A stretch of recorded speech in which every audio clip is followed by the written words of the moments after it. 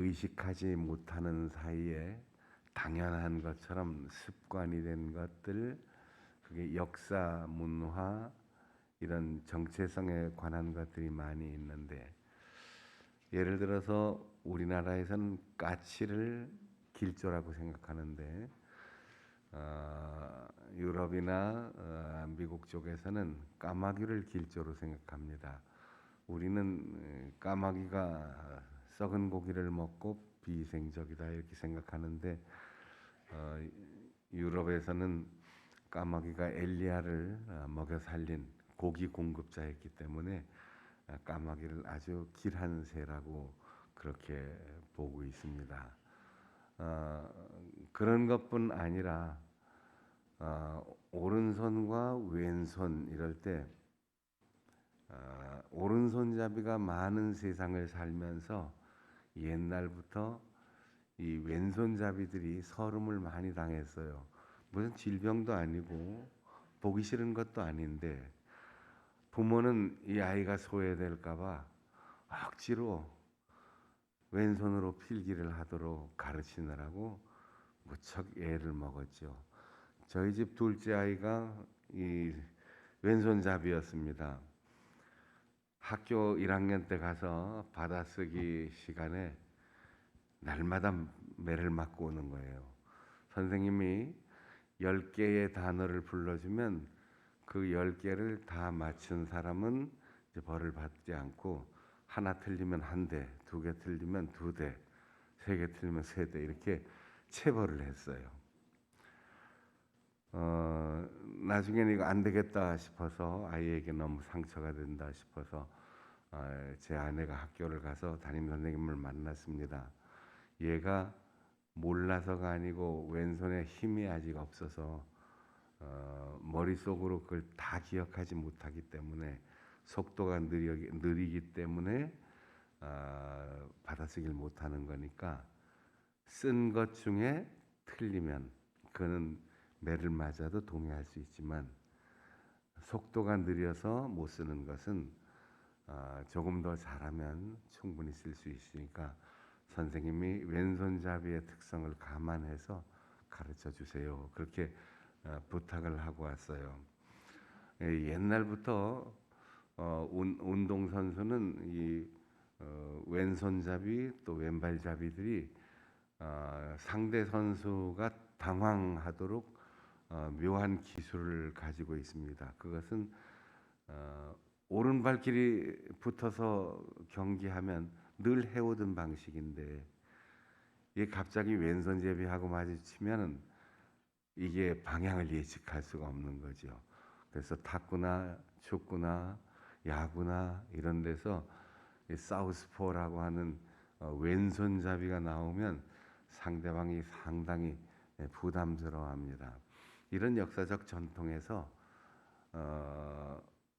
대부분의 사람들은 왼쪽은 좋지 않고 오른쪽이 좋다. 그래서 오른쪽, 라이트를 옳다 이런 단어로 쓰고, 레프트는 틀렸다라는 의미로 사용을 하기도 합니다.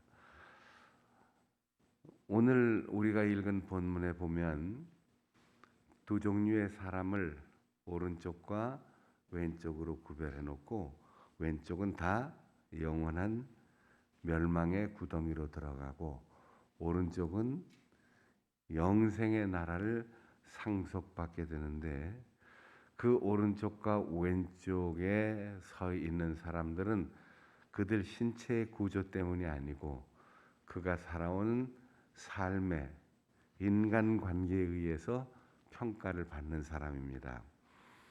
먼저 이 예수님이 하신 비유의 얘기가 이렇게 진행됩니다. 주인이 돈이 많은 사람이에요.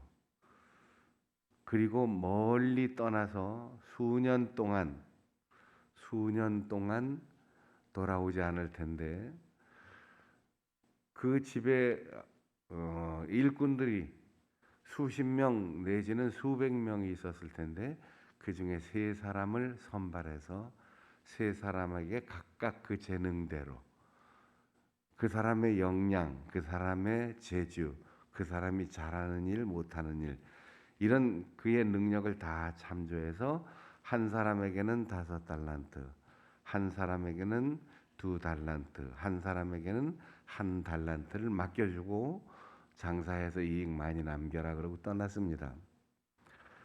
달란트는 우리 교회 학교 어린이들이 종이로 만든 동전 하나 이렇게 나눠주는 것처럼 그렇게 가볍게 취급할 수 있는 액수가 아닙니다. 그 당시 통용되는 화폐가 없이 가치만 거래가 되는 거였습니다. 왜냐하면 금이 75kg이나 되기 때문이에요. 1달란트가. 그러니까 이게 1만 데나리온으로 이제 현금을 바꿀 수 있는데 이 1만 데나리온이면 거의 25년 정도의 연봉을 모아야 가질 수 있는 돈입니다. 그냥 단순하게 처리해서 1달란트는 한 10억, 2달란트는 한 20억, 5달란트는 한 50억 이렇게 여러 해 동안 장사를 할 수 있는 자금을 주고 떠난 겁니다. 5달란트와 2달란트 받은 사람은 즉시 그 달란트를 사용해서 주인이 올 때까지 부지런히 일하고 정직하게 모아서 자기가 받은 거에 똑같은 액수, 그러니까 배로 이 자금을 불린 겁니다. 그리고는 주인 앞에 이 곱으로 불어난 재산을 다 갖다 놓고 내가 많이 남겼습니다. 그렇게 기대를 가지고 쳐다보지 않고 주인님 주신 것 내가 잘 관리했는데 이거 원래 주인님 것이니까 주인님께 돌려드립니다. 받으세요. 2달란트 받은 사람도 마찬가지였습니다. 그런데 1달란트 받은 종은 10억이라고 하는 돈을 땅속에다 묻어두었어요. 그리고 오랜 세월이 지난 후 주인이 돌아왔을 때 말이 많아요. 앞에 2사람은 주인의 것 주인께 돌려드립니다. 받으십시오. 그냥 이뿐이에요. 그런데 이 한 달란트를 묻어놨다 꺼낸 사람은 주인님은 인색하고 고집불통이고 융통성이 없고 잔인하고 한 번 기회를 놓치면 다시 얻을 수 없는 그런 완고한 분이니까 내가 안전하게 땅속에다가 묻어놨다가 원금 그대로 가지고 왔습니다. 이상 없죠? 이렇게 얘기한 거죠. 그때 주인은 말했습니다. 야, 사업을 안 하고 그 돈으로 일을 안 하려면 차라리 이자라도 안전하게 저금리로 받을 수 있도록 이자를 낼 수 있는 사람에게 맡기면 내가 이렇게 배로 불리진 못해도 10% 20% 조금의 이익은 올렸을 거 아니냐. 그러면서 이제 이 악하고 게으른 종아, 착하고 신실된 종아, 이렇게 2 종들을 호칭하는 거예요. 왜 부지런했고 성실한 사람을 부지런한 종아, 착하구나 이렇게 하지 않았을까요? 왜 게으른 종, 너는 악한 종이다 이렇게 하지 않았을까요? 왜 악한 종, 너 게을렀구나. 착한 종, 너 불성실했구나. 이렇게 말할까요? 이것이 그 뒤로 내려가면 이제 수수께끼가 풀립니다. 너희가 내가 옥에 갇혔을 때 나 찾아와서 면회했고 내가 굶주릴 때 찾아와서 먹을 걸 넣어줬고 내가 외로울 때 돌아봐 주었고 내가 정말 힘들 때 나를 아끼고 보살펴 주었다. 그러니 내가 너희를 아끼지 않을 수 있느냐.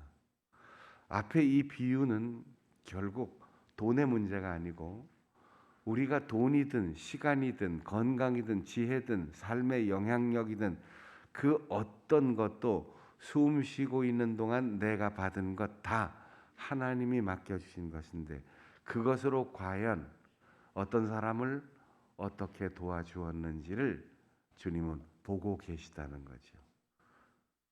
한 달란트 받은 종은 아무것도 도와준 것 없이 원금을 가지고 그냥 왔습니다.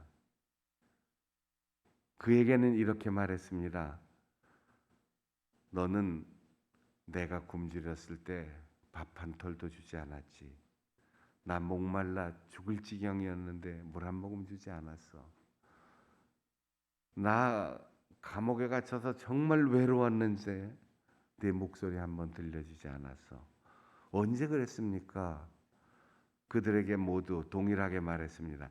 내 곁에 있는 지극히 작은 자 하나에게 한 것이 곧 내게 한 것이다. 하나님 사랑을 사람을 사랑하는 것으로 실천한다는 거예요.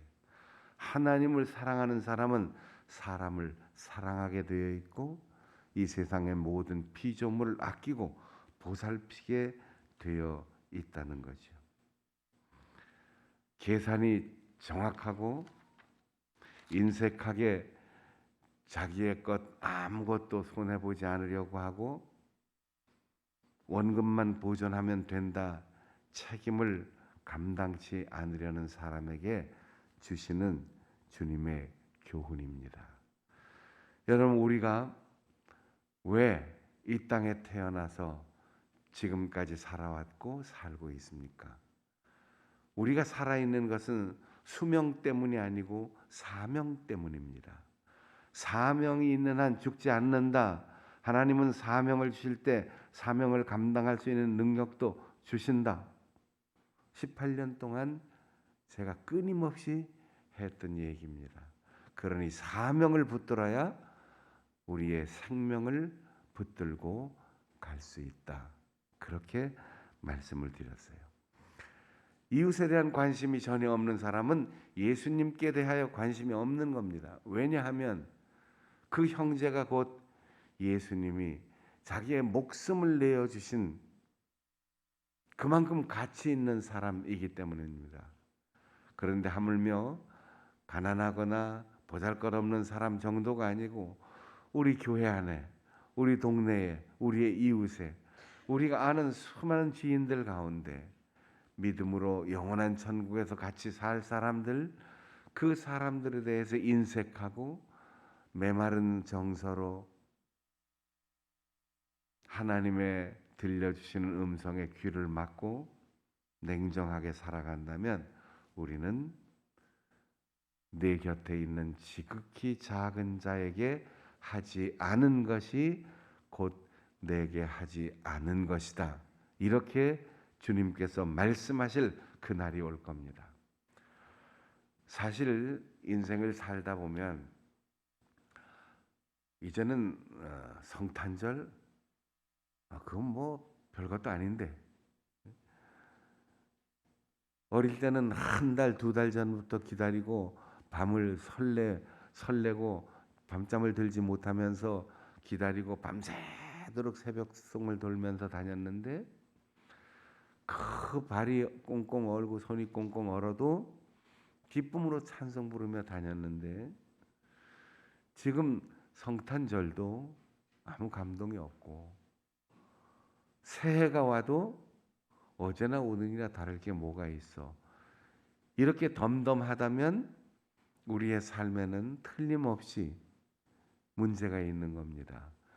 왜 우리에게 똑같은 하루가 다시 반복되고 있습니까? 왜 똑같은 한 해가 다시 시작됩니까?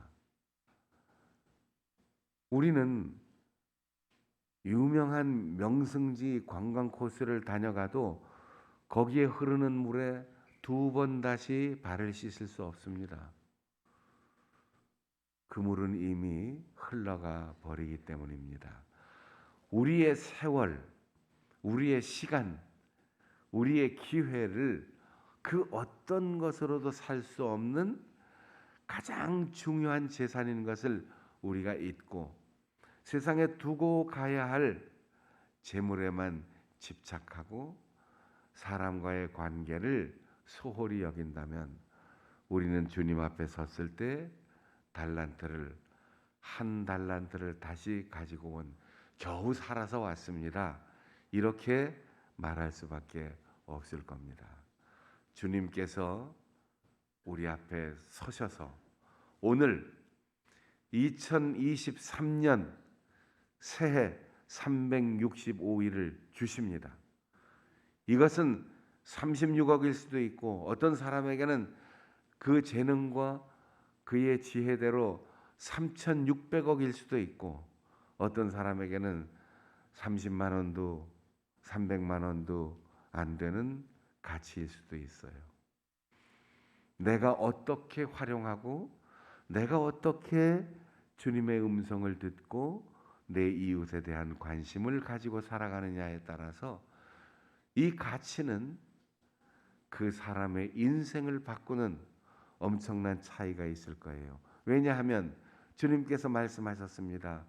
네가 곱절을 남겼는데 많이 받은 자는 더 많이 받을 거다. 많이 벌은 자는 더 많이 내가 준다. 근데 아무것도 하지 않은 자는 있는 것까지 뺏어서 다른 사람에게 줄 거다.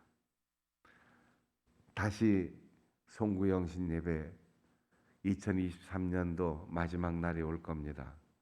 올 한 해 동안 사람을 소중히 여기고 내 이웃을 소중히 여기고 주님의 말씀을 귀중히 여겨 듣고 무엇이든 주님이 말씀하시면 즉시 실천하는 가운데 우리의 달란트를 갑절이나 남겨서 주 앞에 한 해를 결산할 때 잘하였도다 착하고 충성된 종아 그렇게 칭찬받는 우리 성도들이 되시기를 바랍니다.